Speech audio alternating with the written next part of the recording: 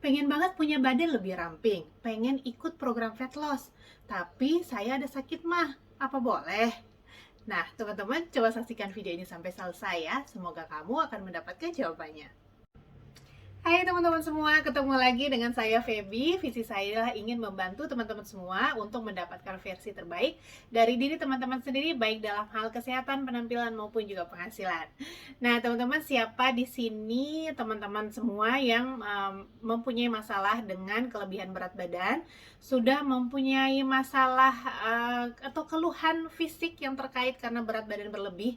Contoh misalnya sudah mulai sakit lututnya, udah mulai sakit kalau naik tangga, sudah mulai cepat capek kalau beraktivitas gitu ya, tidak bisa jalan jauh. Nah, teman-teman, itu kan tanda-tandanya teman-teman sudah mulai harus menurunkan berat badan. Nah, tapi banyak nih teman-teman yang menanyakan kepada saya juga bahwa apa bisa ikut program fat loss kalau punya masalah sakit mah ya, karena banyak yang bilang bahwa sakit mah nih saya nggak bisa ikut program fat loss karena saya itu sakit mah gitu ya. Banyak yang berdalih seperti itu gitu. Nah, teman-teman, coba kita lihat dulu ya. Nah, sakit mah itu sebenarnya kan bukan suatu penyakit khusus tertentu, tapi dia merupakan sekumpulan gejala yang bisa saja menunjukkan adanya penyakit tertentu gitu ya. Gejala-gejalanya kalau sakit mah teman-teman mungkin bisa ngerasa tidak nyaman di perut gitu ya, rasa sakit ulu hati, mual, muntah, kembung, sering bersendawa gitu ya, atau cepat sekali merasa kenyang gitu teman-teman ya. Nah, itu mungkin adalah gejala-gejala dari sakit mah. Dan ini teman-teman kalau memang sering mengalami masalah tersebut, sebaiknya teman-teman periksakan, konsultasikan kepada dokter spesialis penyakit dalam, dicek apakah ini masalah dispepsia biasa. Kalau dalam istilah medis itu sakit mah itu dibilangnya dispepsia gitu teman-teman ya.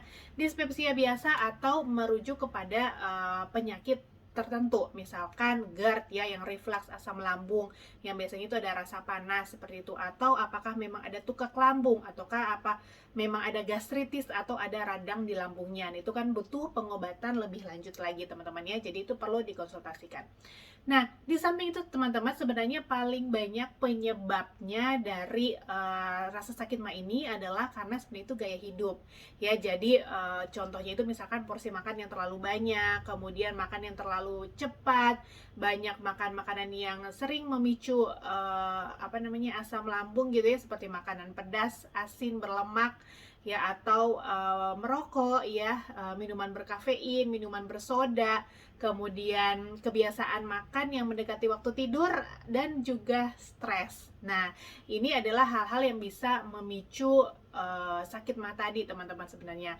Karena sakit mah ini adalah sebenarnya dipicu oleh gangguan pada produksi asam lambung ya kan, dan gangguan ini tuh dipicu oleh hal-hal yang tadi gitu ya. Dan kemudian yang kedua bisa juga karena gangguan pencernaan yang seperti tadi saya bilang, apakah GERD atau gastritis atau IBS gitu ya, irritable bowel syndrome, atau memang ada infeksi di perutnya. Nah, ini yang memang harus teman-teman periksakan. Oke, periksakan ke dokter. Nah, untuk pengobatannya secara umum, biasakan kalau misalnya teman-teman yang memang ini keluhannya dispepsia seperti itu ya. Nah, pengobatannya tentunya pertama bisa dengan obat-obat obat-obat sakit mah. Nah, ini teman-teman bisa dapatkan dari dokter ya. Berkonsultasilah dengan dokter gitu teman-teman untuk mendapatkan obat mah tersebut.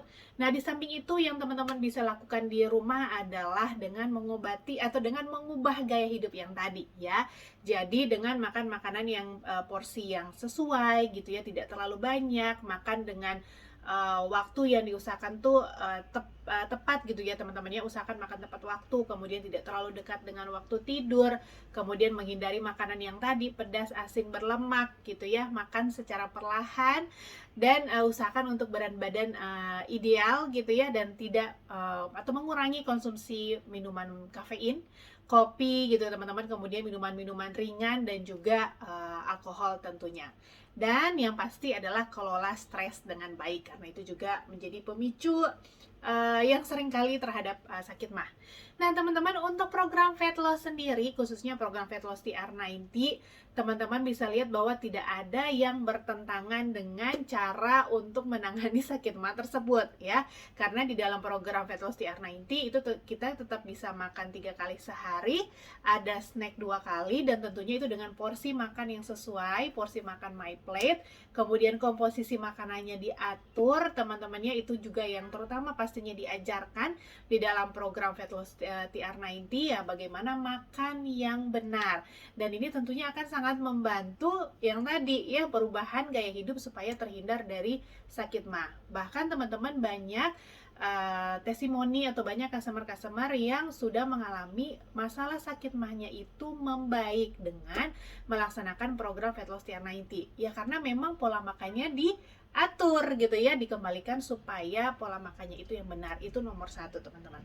So, buat teman-teman yang punya masalah sakit mah, sebenarnya nggak ada masalah sama sekali untuk ikut program Fat Loss, khususnya program Fat Loss TR90 ya teman-teman yang saya omongkan di sini ya. Dan teman-teman tinggal berkonsultasi secara intens dengan sponsor atau dengan coach program TR90 teman-teman, bagaimana caranya untuk memulai penyesuaian teman-teman dengan program ini ya, karena banyak sekali cara yang bisa dilakukan ya. Bukan berarti kita tinggal menunggu masalah sakit mah ini beres, nggak muncul lagi baru kita melakukan program fat loss. Bukan begitu teman-teman ya, karena dengan kita tidak mengatur pola makan tadi ya akan makin bertambah masalah di tubuh kita ya. Bagaimana kalau kita sambil mengatur pola makan dengan baik di dalam program fat loss ya, sambil juga menangani masalah sakit mahnya ya.